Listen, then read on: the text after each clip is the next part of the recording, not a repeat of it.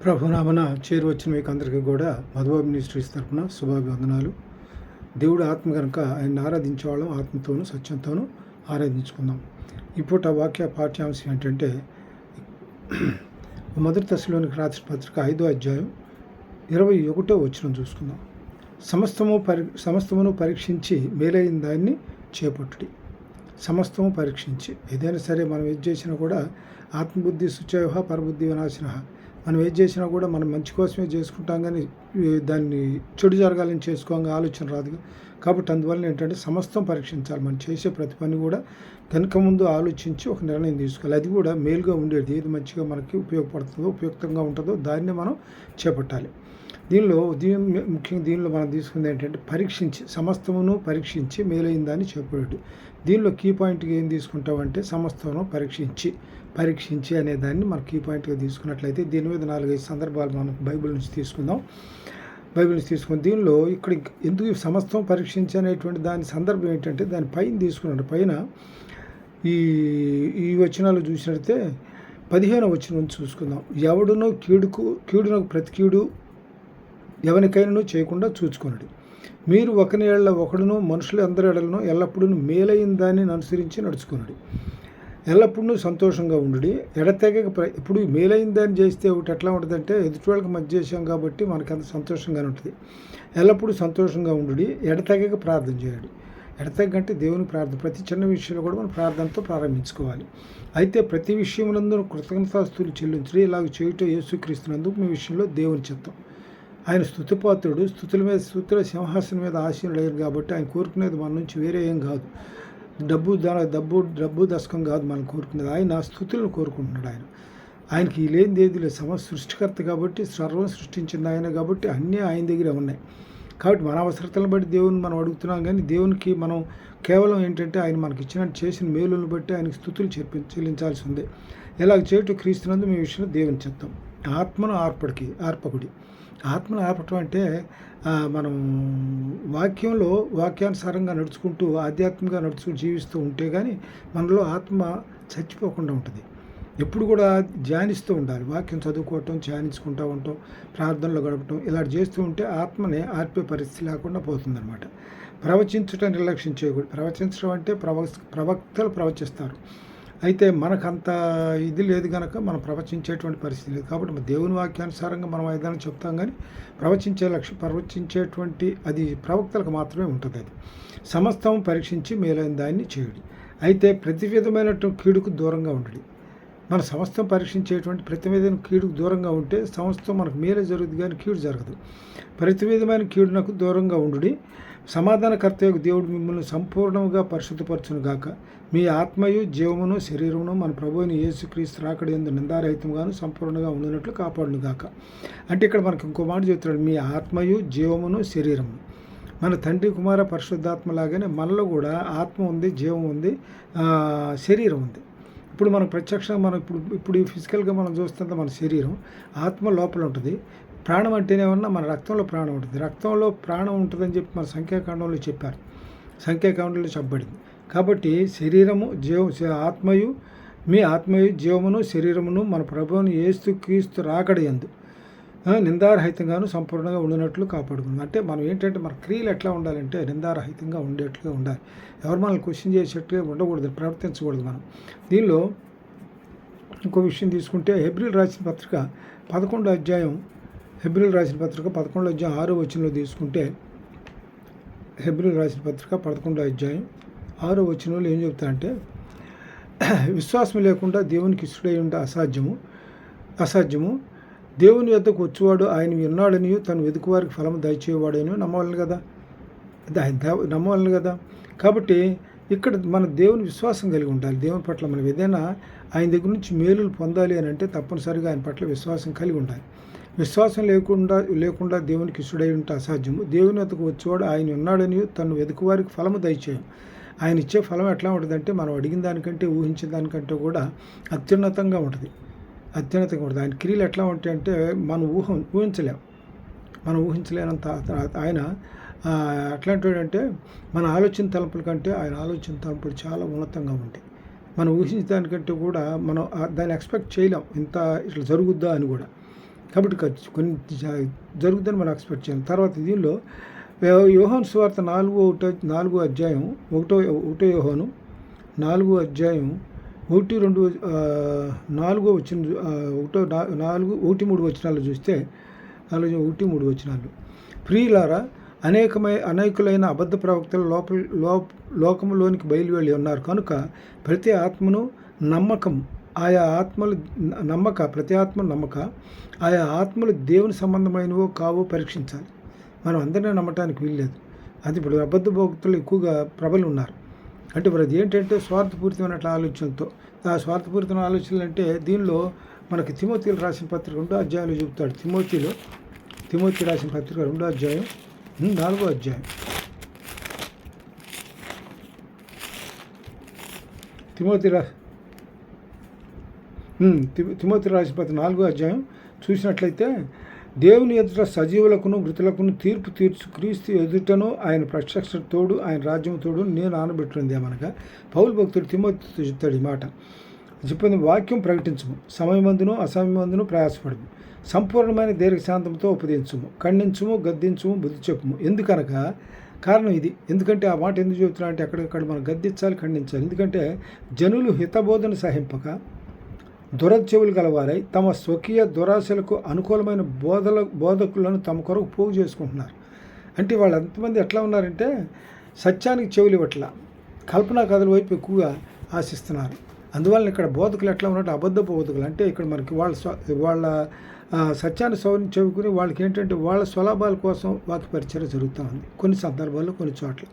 కాబట్టి ఆ పరిస్థితులు మనం ఎట్లా ఉండాలంటే జాగ్రత్తగా ఉండాలి. అబద్ధ పోగుదల పట్ల మనం జాగ్రత్తగా ఉండాలి. ఇక్కడ దీనిలో ఈ విషయం తీసుకున్నట్టయితే ఆయన్ని హెబ్రీయులు రాసిన 11 దేవుని వద్దకు వచ్చేవాడు ఆయన ఉన్నాడని తన్ను వెతుకు వారికి ఫలం దయచేవాడు అని మనకి తెలియాలి. తప్పనిసరిగా ఆయన ఫలం దయచేస్తాడు మనం నమ్మాలి. కాబట్టి ఆయన దగ్గర వెతకటం అంటే ఎట్లాగంటే ఆయన వెతుకు వారికి అంటే దేవుణ్ణి వెతకాలి. మనం ఎట్లా వెతకటం అంటే ఇర్మియా 29వ అధ్యాయంలో ఇర్మియా 29వ అధ్యాయంలో ఏం చెప్తా అంటే 29 ఇర్మియా 29వ అధ్యాయంలో 13-14 వచనాలు.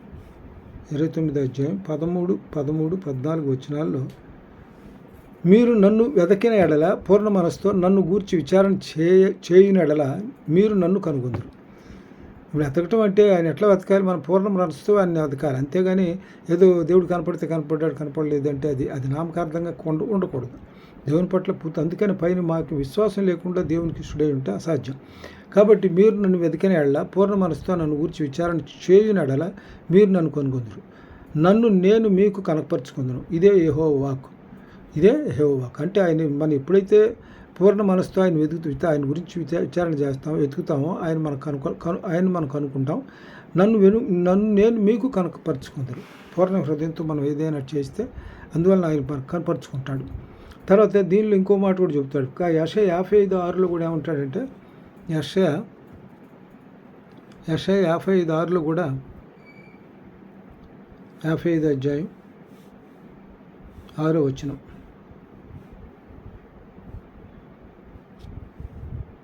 55 అధ్యాయం 6వ వచనంలో, యెహోవా మీకు దొరుకుకాలమునందు ఆయన్ని వెతుకుడి, ఆయన సమీపంలో ఉండగా ఆయన్ని వేడుకొనుడి.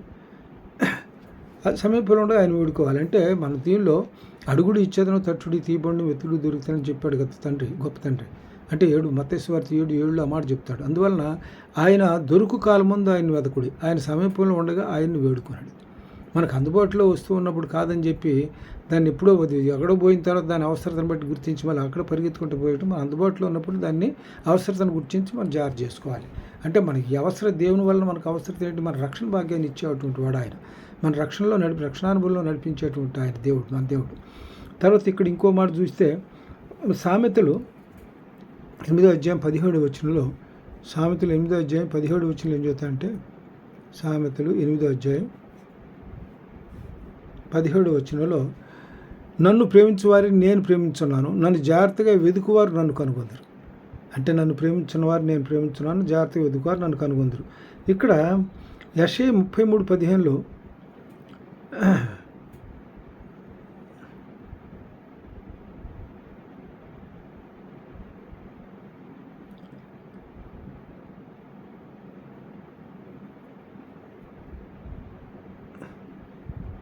యెషయా 33:15లో చెప్పు 33 55 సారీ 33:15లో ఏం చెబుతుందంటే యెషయా 33:15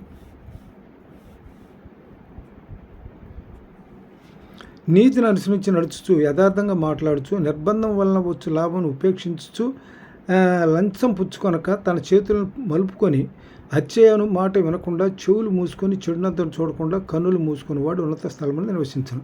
ఇక్కడ దీనిలో 3 మాటలు చెప్పాడు. చెడు వినవద్దు, చెడు చూడొద్దు, చెడు కనవద్దు, చెడు మాట్లాడద్దు. 3 మాటలు దీనిలో ఉన్నాయి చూడండి ఒకసారి. నీతిని అనుసరించి నడుచు, నీతిని అనుసరించి నడుచు, యథార్థముగా మాట్లాడచ్చు, యథార్థం వల్ల నిర్బంధం వలన వచ్చే లాభమును ఉపేక్షించచ్చు. నిర్బంధం వలన అంటే కొంత మనకు ఏదైనా వాళ్ళ అవసరతలు బట్టి ఏం చేస్తారంటే మనకు కొంత డబ్బు ఆశ చూపిస్తారు, అది లంచం అంటాం దాన్ని. కాబట్టి ఆ లంచం పుచ్చుకోకుండా తన చేతులను మలుపుకొని హత్య అయిన మాట వినకుండా చెవులు మూసుకోవాలి, చెడు వినకుండా. తర్వాత చెవులు మూసుకొని చెడుతనం చూడకుండా కళ్ళు మూసుకోవాలి. తర్వాత ఏమన్నా మూసుకొని వాడు ఇక్కడ అంతకుముందు చెప్పాడు మాట్లాడుచు, మాట కూడా ఎట్లా ఉండాలి, మనం యథార్థంగా మాట్లాడాలి. చేతులు దీనిలో మాటలు చెడు మాటలు వినకుండా చెడు చూపులు చూడకుండా కన్నులు మూసుకోవాలి, చెడు మాటలు వినకుండా చెవులు మూసుకోవాలి. ఇక్కడ మాట్లాడటంలో ఇక్కడ మంచి యథార్థంగా మాట్లాడటం అంటే మంచిగా చెడు మాట్లాడకూడదు, చెడు మాట్లాడకుండా నోరు మూసుకోవటం, చెడు చూడకుండా కళ్ళు మూసుకోవటం, చెడు వినకుండా చెవులు మూసుకోవటం. ఇక్కడ 3 సందర్భాలను ఇక్కడ ఉదాహరించాడు దీనిలో. కాబట్టి ఇంకోసారి వాక్యం చదువుతుంది. నీతిని అనుసరించి నడుచుచు యథార్థంగా మాట్లాడుచు నిర్బంధం వలన వచ్చే లాభం ఉపేక్షించుచు లంచం పుచ్చుకొనకుండా తన చేతులను మలుపుకొని హత్యను మాట వినకుండా చెవులు మూసుకొని చెడుతనం చూడకుండా కన్నులు మూసుకొని వాడు ఉన్నత స్థలంలో నివసించను. ఉన్నత స్థలంలో అంటే దేవుని యొక్క ఆశీర్వాదం అతనికి ఎప్పుడు ఎక్కువగా ఉంటుంది అనమాట. అంటే యథార్థంగా జీవిస్తున్నాడు కాబట్టి యథార్థంగా నడుచుకునే వాళ్ళు యథార్థవంతులు తన ఏడలు యథార్థవంతులుగా బలపరచువాడు. యథార్థవంతులు బలపరచడానికి తన కనుదృష్టి లోకమంతా సంచారం చేస్తుంటాయి. నీతి కలిగి యథార్థంగా జీవించే వాళ్ళు ఏం చేస్తాడంటే దేవుడు ఎక్కువ ఆశీర్వదిస్తాడు. తర్వాత ఇంకో విషయం, దీన్ని ఇంకో మాట చూద్దాం. తర్వాత సామెతలు 8:17లో సామెతలు 8:17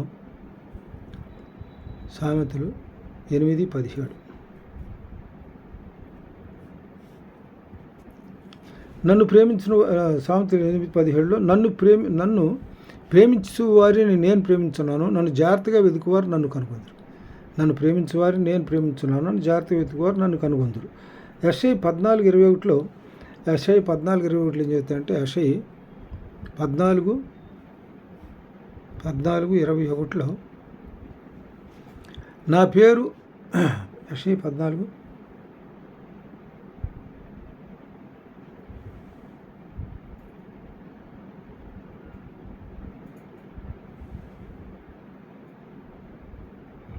యెషయా కాదు, యోహాను 14:21 యోహాను 14:21లో నా ఆజ్ఞలను అంగీకరించి వాటిని గైకొని వాడు నన్ను ప్రేమించున్నాడు.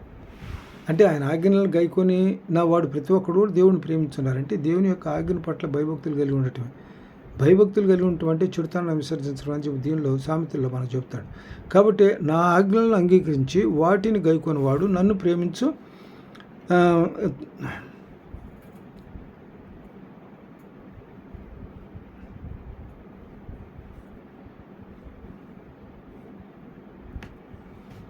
ఆజ్ఞలను అంగీకరించి వాటిని గైకొనివాడే నన్ను ప్రేమించువాడు నా తండ్రి వలన ప్రేమబడును, నేనును వాడిని ప్రేమించి వానికి నన్ను కనపరుచుకుందని చెప్పాను. కాబట్టి ఇక్కడ ఏంటంటే మనం ఆయన ఆజ్ఞలను కనుక్కోవాలి. దేవుడు ఎప్పుడు కూడా ఆయన ఆజ్ఞలకి భిన్నంగా నడవకూడదు. దీనిలో ద్వితీయోపదేశకాండం 28వ అధ్యాయం 1వ వచనంలో చాలా గొప్ప మాట చెబుతాడు. ద్వితీయోపదేశకాండం 28వ అధ్యాయం 1వ వచనంలో చూస్తే, నీవు నీ దేవుడైన యెహోవా మాట శ్రద్ధగా విని నేడు నేను నీకు ఆజ్ఞాపించున్న ఆయన ఆజ్ఞలన్నిటినీ అనుసరించి నడుచుకొని ఎడల నీ దేవుడైన యెహోవా భూమి మీద ఉన్న సమస్త జనముల కంటే నిన్ను హెచ్చించును. ఎంత ఆశీర్వాదం, గొప్ప ఆశీర్వాదం. దీనిలో ఎక్కడి నుంచి తీసుకున్నట్లయితే 1-14 వరకు దీనిలో ఆశీర్వాదాలు ఉంటాయి. ఆ తర్వాతనేమో దేవుని యొక్క ఆజ్ఞలు వినని వారికి ఆయన ఇచ్చే శాపాలు కూడా ఉంటాయి. ఆ శాపాలు అందులో యెషయాలో 1:6లో ఏం చెప్తాడు చూడండి. యెషయా రాసిన గ్రంథంలో యెషయా 1:18 వచనం, 18 కాదు, యెషయా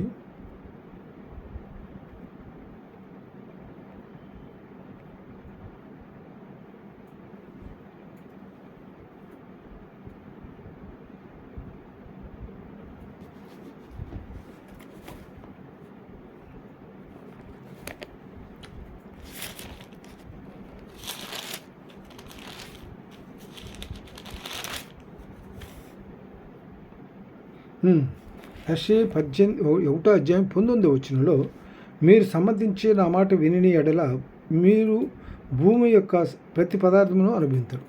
సమ్మతించి నా మాట వినాలి. సమ్మతించడం అంటే దేన్ని సమ్మతించాలి? మనం దేవుని యొక్క ఆజ్ఞలకు సమ్మతించి ఆజ్ఞలకు లోబడి నడుచుకోవాలి.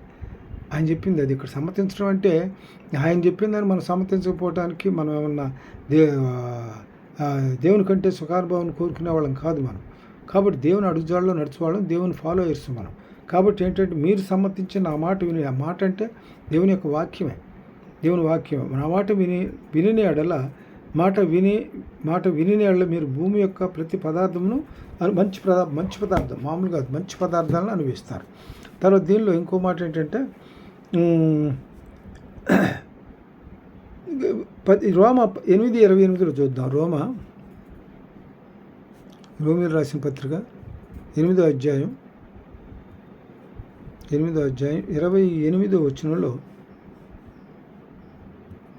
రోమ 8:28లో ఏం చెప్తా అంటే, దేవుని ప్రేమించు వారికి ఆయన సంకల్పం చొప్పున పిలువబడిన వారికి మేలు కలుగుటే సమస్తమును సమకూడి జరుగుతున్నవని ఎరుగుతుంది.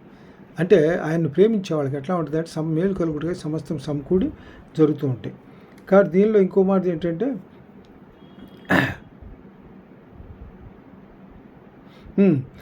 ఇంకో సందర్భం ఉంది. 1 దినవృత్తాంతాలు 28వ అధ్యాయం 6-11 తీసుకుందాం. మొదటి దినవృత్తాంతాలు 28వ అధ్యాయం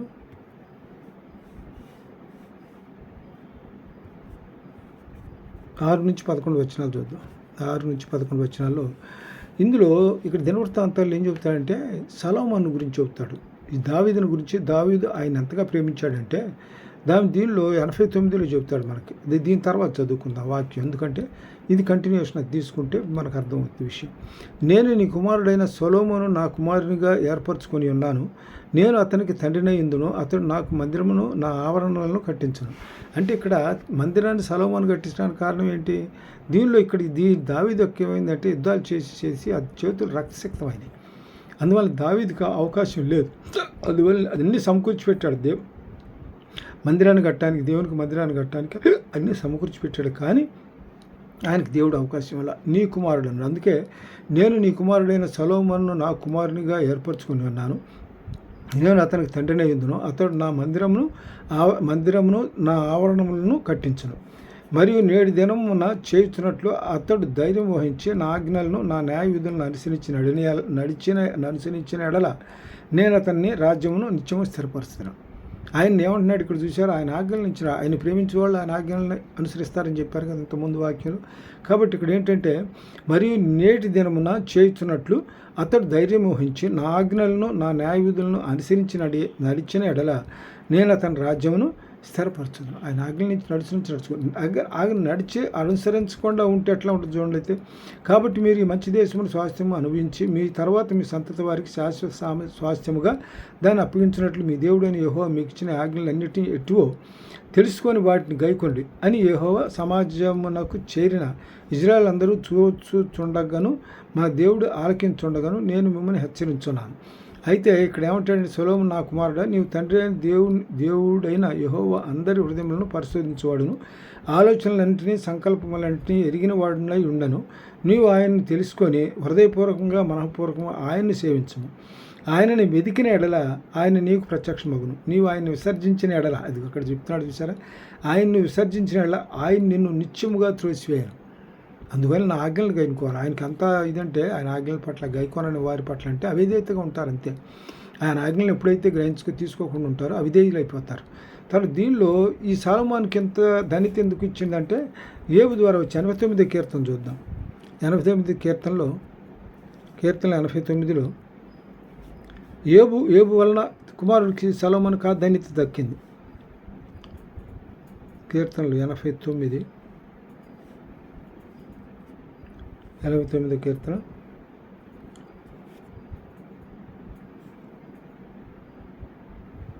28-29 వచనాలు. 28-29 వచనాలు. ఆయన నా కృప నిత్యము అతనికి తోడుగా చేసేదను, నా నిబంధన అతనితో స్థిరంగా ఉండను. ఎవరితో? కుమారుడు ఏర్పరచుకున్నాడు కదా మందిరం కట్టడానికి. నా కృప నిత్యము అతను తోడుగా చేసేదను, నా నిబంధన అతనితో స్థిరంగా ఉండను. శాశ్వత కాలం వరకు అతని సంతానమును, ఆకాశమున్నంత వరకు అతని సింహాసనమును నేను నిలిపేదను. శాశ్వత కాలం వరకు అతని సంతానమును, ఆకాశములంత వరకు అతని సింహాసనం నిలిపిదని దేవుని పట్టింది. అది కూడా ఎందుకు చెబుతాడంటే ఇక్కడ దావీదు ఆయన పట్ల ఎట్టున్నాడంటే ఆయన ఏమని ఇప్పుడు పొద్దున్న లేచుకోండి ఏమి స్తుతించాడంటే, నీవు నా తండ్రివి, నా దేవుడు, నా రక్షణ దుర్గము అని అతడు నాకు మొరపెట్టాను. ఆయన ఏంటంటే నీవు నా తండ్రివి, నా దేవుడు, నా రక్షణ దుర్గము అని అతను నాకు మొరపెట్టాను. కావున నేను అతన్ని జ్యేష్ఠ కుమారుడిగా చేయదును. అందువల్ల ఏమిటంటే ఈయనకి దేవుడు ఇచ్చినటువంటి ధన్యతని కుమారుడు కూడా కంటిన్యూ చేశాడు అనమాట. తర్వాత ఇక్కడ ఇంకో మాట ఏంటంటే రోమీయులకు రాసిన పత్రిక 12వ అధ్యాయం, రోమీయులకు రాసిన పత్రిక 12వ అధ్యాయం 1-2 వచనాల్లో చూద్దాం. రోమీయులకు రాసిన 12వ అధ్యాయం 1-2 వచనాలు. 12వ అధ్యాయంలో 1-2 వచనాలు.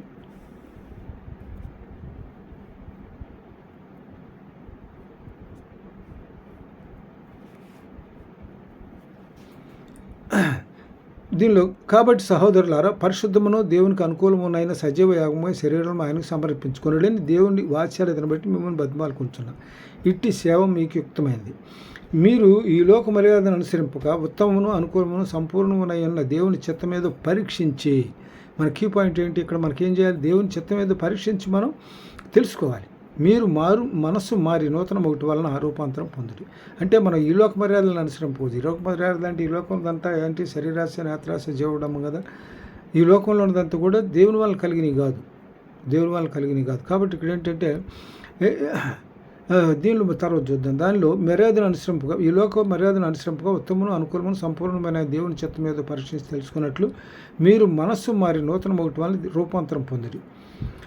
తను తాను ఎంచుకొనదగిన దానికంటే ఎక్కువగా ఎంచుకొనక దేవుడు ఒక్కొక్కరికి విభజించి ఇచ్చిన విశ్వాస పరిమాణం ప్రకారం తాను సుబుద్ధి గలవాడగుటకై తను రీతిగా తను ఎంచుకొనవలను. నాకు అనుగ్రహింపడిన కృపను బట్టి నేను మీలో ఉన్న ప్రతి వానితో చెప్తున్నాను. అంటే పౌలు భక్తుడు చెప్తున్నాడు అన్నమాట ఈ మాట ఇక్కడ. తను దీనిలో ఏంటి? పరీక్షించి తెలుసుకోవాలి. దీనిలో ఈ లోకంలో ఉన్నదంతా కూడా ఏంటంటే శరీరాశ, లోక మర్యాదను అనుసరించకుండా ఉండాలి అంటే లోక మర్యాదలు ఏంటి? శరీరాశ, నేత్రాశ, భుజోబుడ్డము. 1 యోహాను 2వ అధ్యాయం 15-16 వచనాలు చూస్తే 15వ వచనంలో చూద్దాం. ఈ లోకములో ఉన్న వాటినైనా ప్రేమికుడి, ఎవడైనా లోకం ప్రేమించిన యెడల తండ్రి ప్రేమ వానిలో ఉండదు. లోకాన్ని ప్రేమిస్తే చర్యలు లోకంలో ఉన్నాయని ఏంటి ఇందులో చెబుతాడు. ఈ లోకంలో ఉన్నది ఎంతయో అనగా శరీరాశ, నేత్రాశ, జీవపడమ్మను తండ్రి వలన పుట్టినవి కావు, అవి లోక సంబంధమైనవే. ఈ మనుషులు ఏర్పరచుకున్నటువంటి క్రియలు అవన్నీ కూడా. కాబట్టి లోకము దాని ఆశ గతించిపోవును, కానీ దేవుని చిత్తం జరిగించేవాడు నిరంతరము నిలుచును. తర్వాత దీనిలో సామెతలు 3 అధ్యాయం. అందుకని ఇక్కడ మనం ఏం చేయాలంటే మన స్వబుద్ధిని ఆధారం చేసుకోవాలి. సామెతలు 3వ అధ్యాయం 5వ వచనం. సామెతలు 3వ అధ్యాయం 5వ వచనం 5-6 వచనాలు చూద్దాం. సామెతలు 3వ అధ్యాయం 5-6 వచనాలు చూస్తే, నీ స్వబుద్ధిని ఆధారం చేసుకొనక నీ పూర్ణ హృదయంతో యెహోవా యందు నమ్మికొంచుము. నీ ప్రవర్తన అంతటందు ఆయన అధికారానికి ఒప్పుకొనుము. అప్పుడు ఆయన నీ త్రోవలు సరళం చేయను. నేను జ్ఞానిని కదా అని నువ్వు అనుకునవద్దు. యెహోవా యందు భయభక్తులు కలిగి చెడుతనమును విడిచిపెట్టుము. జ్ఞానిని అనుకోవద్దు. అప్పుడు ఏమవుద్దంటే నీ దేహమునకు ఆరోగ్యమును, ఎముకలకు సత్తువును కలుగుద్ది. తర్వాత దీనిలో ఇంకో మాట ఏంటంటే యెషయా 55:8-9 వచనాలు చూద్దాం. యెషయా 55:8-9 వచనాలు.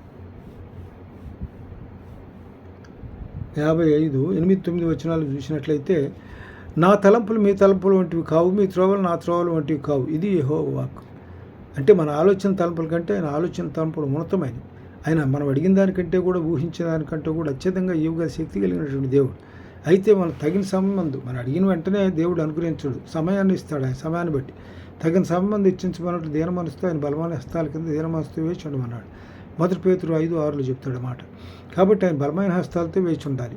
అయితే ఇక్కడ మన ఆలోచన తలుపుల కంటే ఆయన ఆలోచనతో ఉన్నతమైనవి కాబట్టి ఇక్కడ ఈ మాట చెబుతున్నాడు. యెషయా 55:8 నా తలంపులు మీ తలంపుల కంటే వాళ్ళ తలంపులు వంటివి కావు, మీ త్రోవలు నా త్రోవలు వంటివి కావు, ఇది యెహోవా వాక్కు. ఆకాశములు భూమికి పైన ఎంత ఎత్తుగా ఉన్నవో మీ మార్గముల కంటే నా మార్గాలు, మీ తలంపుల కంటే నా తలంపులు అంత ఎక్కువగా ఉన్నాయి.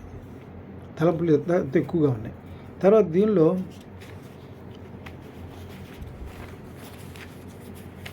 ఎఫ్ఎస్సీ రాసిన పత్రిక 5వ అధ్యాయం, ఎఫ్ఎస్సీ రాసిన పత్రిక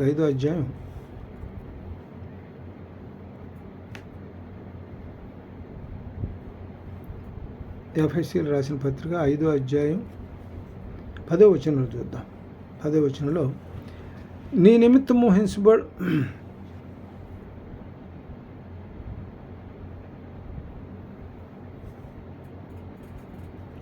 ఎఫ్ఎస్సీ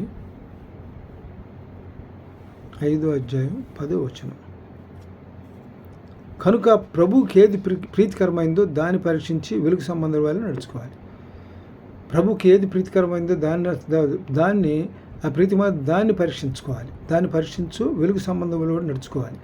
తర్వాత ఇక్కడ దీనిలో ప్రీతికరమైనది అనే దానికి సామెతలు ఒక మాట చెప్తాడు. సామెతలు 16:3 16:7 ఒక మాట చెప్తాడు. నీ ప్రవర్తన ప్రభువు ప్రీతికరమైగా ఉంటేనంట నీ శత్రువులు కూడా మిత్రులుగా మార్చేస్తాడంట. అంటే మన ప్రవర్తన ఎట్లా ఉండాలి? ప్రభుకి ప్రీతికరంగా ఉండాలి, ఆహ్వానించదగిందిగా ఉండాలి మన ప్రవర్తన. ఇప్పుడు దీనిలో మత్తయి సువార్త 5:16 ఏం చెప్తాడంటే, మత్తయి సువార్త 5:16 మత్తయి సువార్త 5వ అధ్యాయం 14-16 చూద్దాం. 14-16 వరకు.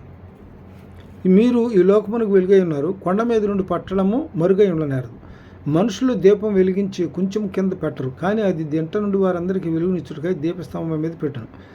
మనుషులు మీ సత్క్రియలను చూసి పరలోకమందున్న మీ తండ్రి మహింపరచుకున్నట్లుగా వారి ఎదుట మీ వెలుగు ప్రకాశింపలేడు. అంటే మన ప్రవర్తన ఎట్లా ఉండాలంటే దేవుడు మహింపరచబడే విధంగా ఉండాలి. మీరు మాట చేత కానీ క్రియ చేత కానీ మనం ఏం చేసినా కూడా దేవుడు మహింపరచబడాలి. మరి దేవుడు భోంచేసినా పానం చేసినా కూడా దేవుడు మహిమ కొరకే మనం చేయాలి. అంటే మన శరీరానికి శక్తిని పొందిన తర్వాత మన ఇష్టానుసారంగా వాడుకుంటాను కాదు, దేవుని మహింపరచబడే విధంగా మనం తీసుకున్న ఆహార పదార్థాల నుంచి పొందిన శక్తిని దేవుని మహిమ కొరకు వాడాలి. తర్వాత దీన్ని ఇంకోటి ఏంటంటే కొరింథీయులకు రాసిన పత్రిక తర్వాత మత్తయి 14:15 తర్వాత 2 కొరింథీలో 13-15లో 2 కొరింథీలు రాసిన పత్రిక 2 కొరింథీలు రాసిన పత్రిక 13వ అధ్యాయం 5వ వచనం చూద్దాం. 13వ అధ్యాయం 5వ వచనంలో మీరు విశ్వాసం గలవారై ఉన్నారో లేదో మిమ్మల్ని మీరు శోధించుకొని చూచుకొనుడి, మిమ్మల్ని మీరే పరీక్షించుకొనుడి. మీరు భ్రష్టులు కాని ఎడల యేసుక్రీస్తు మీలో ఉన్నాడని మిమ్మల్ని గురించి మీరే ఎరుగురా. అంటే భ్రష్టత్వం అంటే ఏంటంటే మనం అది చేయకూడదు, చేయటం తప్పు అని తెలిసి కూడా చేయటాన్ని భ్రష్టత్వం అంటాం. ఇక ఆడు ఎంత మూర్ఖుడంటే చెప్పినా చేయకూడదు అది చూస్తూ ఏంటంటే బురదలో కాలేయటం. అంటే అడుస్తొక్కనేలా కాలు కడగనేలా, బురదలో కాలేస్తే కాలు కడగాలిగా. అందుకని మూర్ఖులు ఎట్లా ఉంటారని మూర్ఖుల స్వభావం అట్లా ఉంటుంది. అందువలన భ్రష్టత్వం అనేటువంటిది వేరేం కాదు. చేయకూడదు, చేస్తే పని వలన ఇబ్బంది ఉంది అని తెలిసి కూడా చేసేవాడిని చేసే మనస్తత్వాన్ని భ్రష్ట మనస్తత్వం అంటాం. తర్వాత దీనిలో హెబ్రీయులకు రాసిన పత్రిక 12వ అధ్యాయం 16వ వచనంలో ఈ భ్రష్ట మనస్తత్వం కలిగిన వాడిని దీనిలో ఒక మాట చెబుతాడు. హెబ్రీయుల్లో ఏశావు చూడండి. హెబ్రీయులకు రాసిన పత్రిక 12వ అధ్యాయం 16వ వచనంలో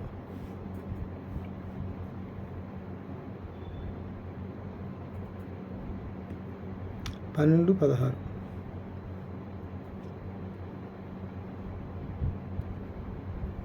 ఒక పూట కూటి కొరకు తన జ్యేష్ఠత్వ హక్కును అమ్మివేసిన ఏశావు వంటి భ్రష్టుడైన వ్యభిచారైన ఉండినేమో అని జాగ్రత్తగా చూసుకున్నాడు.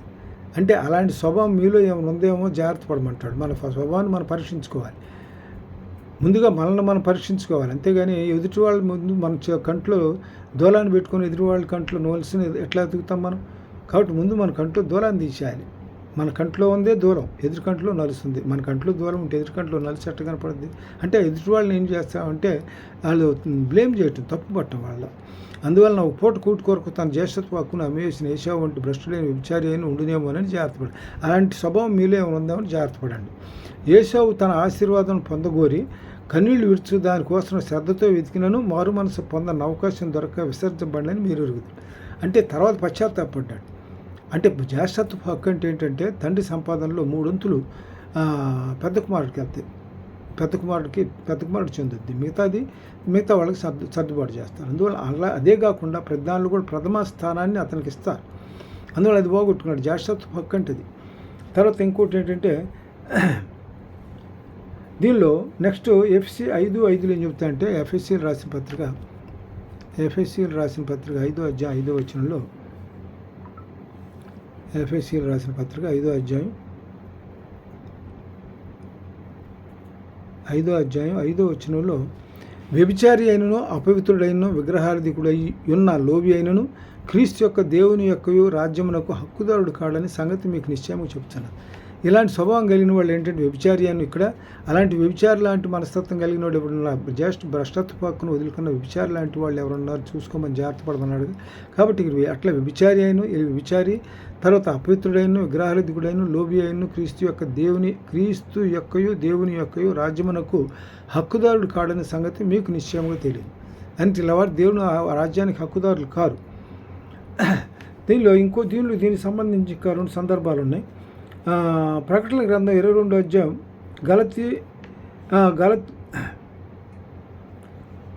గలతీయులు రాసిన పత్రిక 5:19 గలతీయులు రాసిన పత్రిక 5:19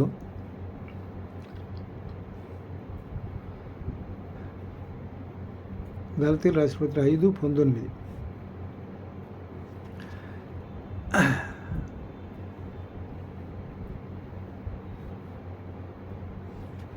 శరీర కార్యములు స్పష్టమై ఉన్నాయి. అవి అనగా జారత్వము, అపరత్వ, కాముకత్వం. శరీర కార్యాలు, ఈ శరీర కార్యాలకి లోబడిపోతే ఏమవుద్దంటే దేవునికి దూరం అయిపోతాం. శరీర కార్యములు స్పష్టమై ఉన్నవి. అవి అనగా జారత్వము, అపరత్వత, కాముకత్వము, విగ్రహారాధన, విచారము, ద్వేషము, కలహము, మత్సరము, క్రోధము, కక్షలు, భేదములు, విమతలు, అసూయ, మత్తత్తలు, అల్లరితో కూడిన ఆటపాటలు మొదలైన వీటిని గూర్చి నేను మునుపు చెప్పిన ప్రకారం వాటిని చేయు వారు దేవుని రాజ్యాన్ని స్వతంత్రించుకోనరు అని మీతో స్పష్టంగా చెబుతున్నారు. ఇలాంటి స్వభావం కలిగిన వాళ్ళు ఎవరు దేవుని రాజ్యానికి వారసులు కారు. దీని గురించి ఇదే విధంగా ఇంకా 2-3 సందర్భాల్లో ఉన్నాయి. 5:13 తర్వాత ప్రకటనలు 22:15లోను, 21:8లోను, 1 కొరింథీ 6:9-10లోను, కొలస్సీ 3:5లో, గలతీ 5:21లో ఇట్టి వాటిని చేయువారు దేవుని రాజ్యానికి ఈ రెఫరెన్స్లో చెప్పబడిన వాళ్ళంతా కూడా వీళ్ళంతా ఇలాంటి కార్యక్రమ స్వభావాలు కలిగిన వాళ్ళే. ఇలాంటి వారు దేవుని రాజ్యంలోకి వారసులు అయ్యే పరిస్థితి లేదు. ఎట్టి పరిస్థితి దేవుడు అంగీకరించడు. ఆయన పరిశుద్ధత కలిగి ఉండాలి. పరిశుద్ధి కలిగి యథార్థం కలిగి నీతిమంతులైన నీతి ప్రవర్తన కలిగి యథార్థవంతులైన వంతులైన వాళ్ళ పిల్లలంట తన తదనంతో ధన్యులు అవుతారంట. మనం నీతి కలిగి యథార్థంగా నడుచుకోవాలి. యథార్థవంతుల ప్రవర్తన దేవునికి ఇష్టంగా ఉంటుందంట. యథార్థవంతుల ప్రార్థన దేవుడు అంగీకరిస్తా అంట. కాబట్టి ఇక్కడ దీనిలో ఇంకో మాట తీసుకుందాం. ఈ తర్వాత యోహాను రాసి 1 యోహాను 4:13లో 4:1-3 చూద్దాం. యోహాను రాసిన పత్రిక 1 యోహాను 4:1-3 4వ అధ్యాయం 1-3 వచనాలు. ప్రియులారా, అనేకులైన అబద్ధ ప్రవక్తలు లోకములు బయలువేలున్నారు కనుక ప్రతి ఆత్మను నమ్మక ఆయా ఆత్మలు దేవుని సంబంధమైనవో కావు పరీక్షించింది. కొంత దీనిలో ఇంకో మాట ఏం చెప్తాడంటే సామెతలు 14:15లో ఏమంటాడంటే సామెతలు 14:15లో ఏం చెప్తాడంటే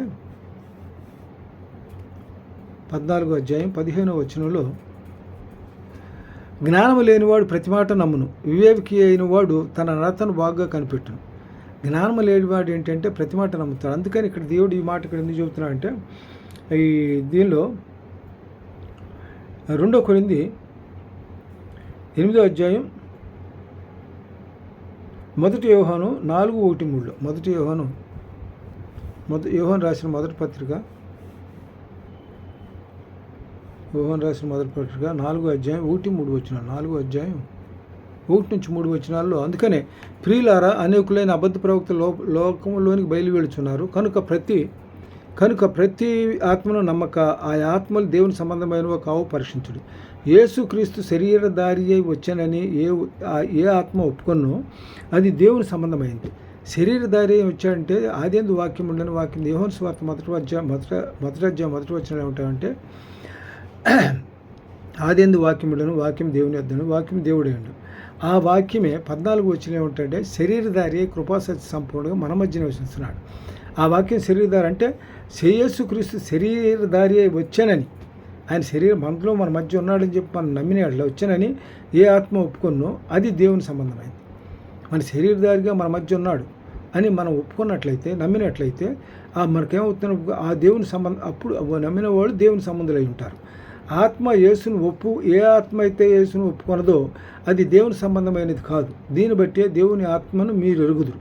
క్రీస్తు విరోధి ఆత్మ వచ్చునని మీరు వినిన సంగతి ఇదే. క్రీస్తు విరోధి ఆత్మ వచ్చునని మీరు వినిన సంగతి ఇదే. ఇదివరకే అది లోకంలో ఉన్నది.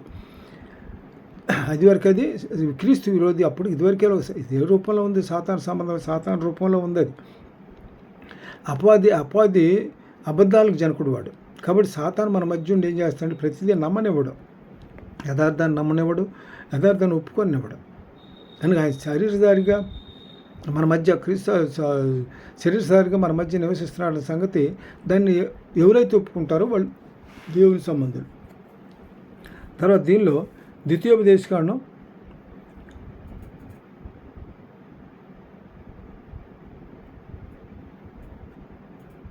13:1-3 ద్వితీయోపదేశకాండం 13 అధ్యాయం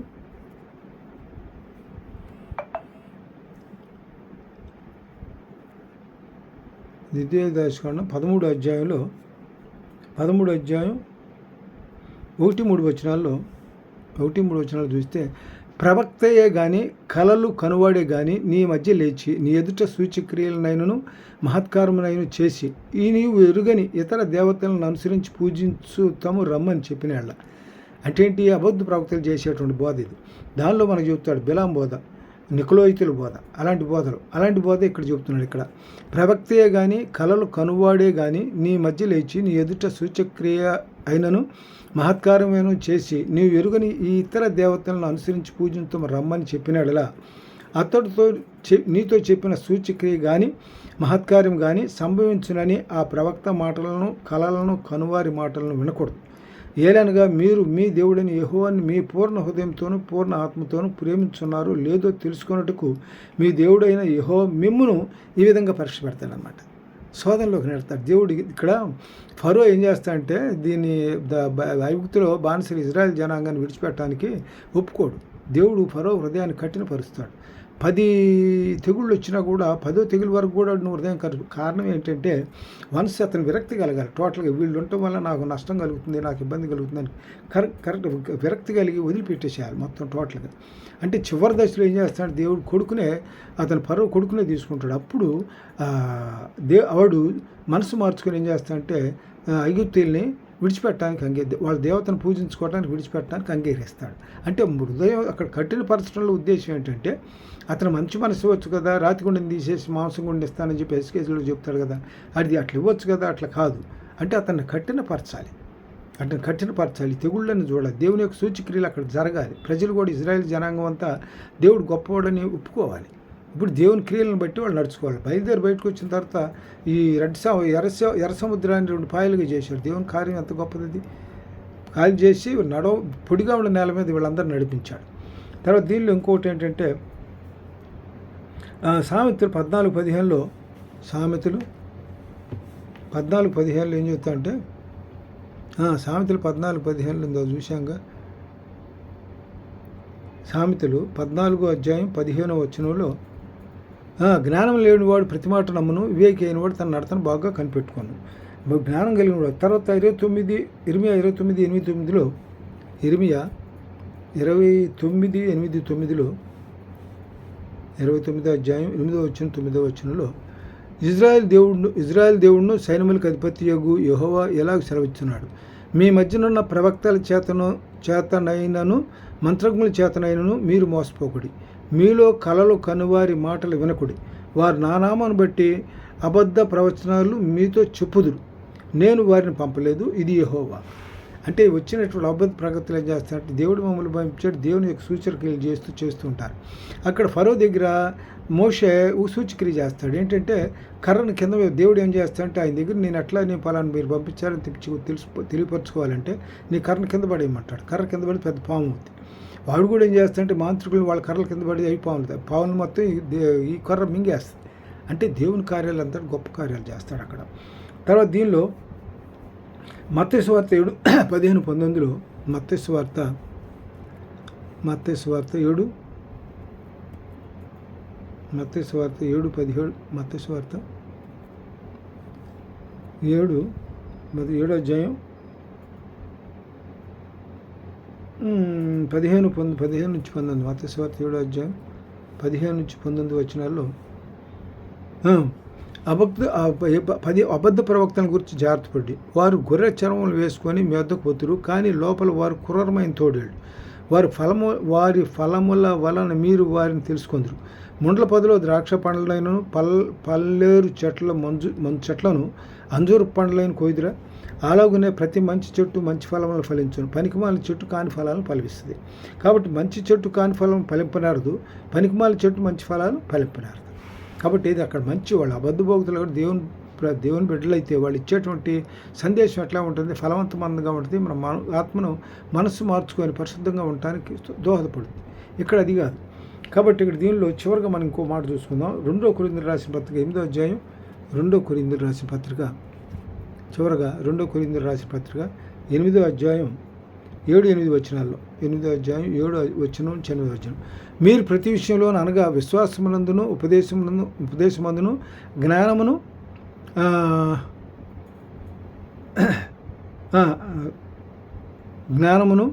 జ్ఞానమందును సమస్త జాగ్రత్త ఎందును మీకు మా యెడల ఉన్న ప్రేమనందును మీలాగ మీరు అభివృద్ధి పొందుతున్నారో అలాగే మీరు కృపయందు కూడా అభివృద్ధి పొందినట్లు చూసుకోండి. మీరు ప్రతి విషయంలో అనగా విశ్వాసమందును ఉపదేశమందును జ్ఞానమందును సమస్త జాగ్రత్త ఎందును మీకు మా యెడల ఉన్న ప్రేమ ఎందును ఎలాగ అభివృద్ధి పొందుతున్నారో అలాగే కృపయందు కూడా అభివృద్ధి చెందాలి. కృప అంటే దేవుడు ఇచ్చేటువంటి ఉచితమైంది. దేవుని కృపకి మనం ఆ కృప హక్కుదారులను కావాలి. దేవుని కృప ఆయన ఏంటంటే అవసరం లేనివాడు కూడా దేవుడు అనుగ్రహించేదే కృప మెరిసి. తర్వాత దీనిలో ఇంకొక మాట చూద్దాం. తర్వాత మార్కు సువార్త 13వ అధ్యాయం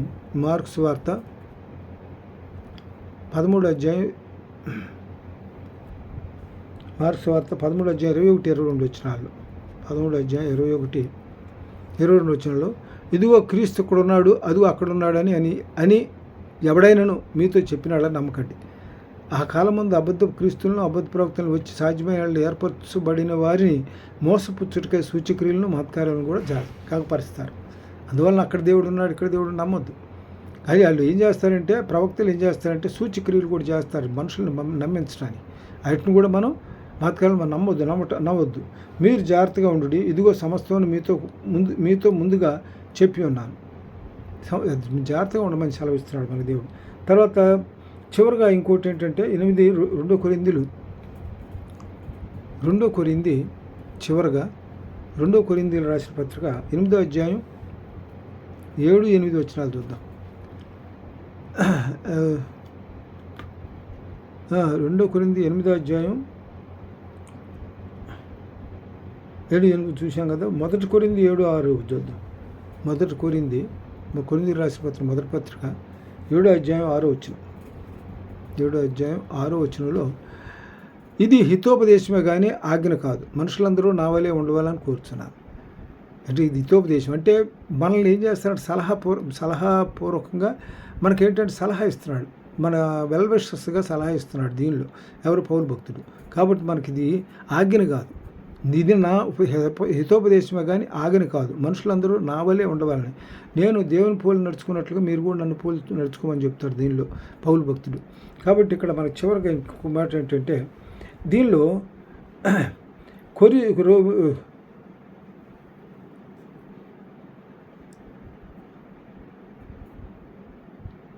ఆ, దేవుని ఇక్కడ మన దేవుని ప్రేమించే వారికి ఆయన సంకల్పం చొప్పున పిలుపుబడులకి మేలు కలిగే సమస్త సమకూడి జరుగుతుందిగా. దేవుని ప్రేమించే వారి పట్ల మనకి ఏ ఇబ్బంది రాదు. దీనిలో రోమీయులకు రాసిన పత్రిక 8వ అధ్యాయం రోమీయులకు రాసిన పత్రిక 5వ అధ్యాయం 8, 9 వచనాలు చూద్దాం.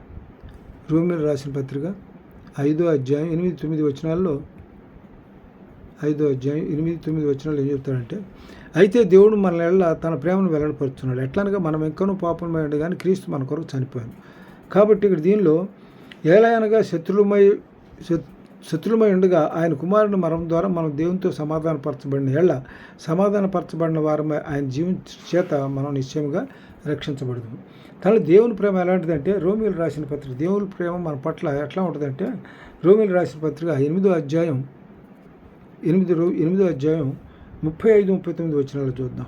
8వ అధ్యాయం 35 నుంచి 39 వచనాల్లో చూడండి.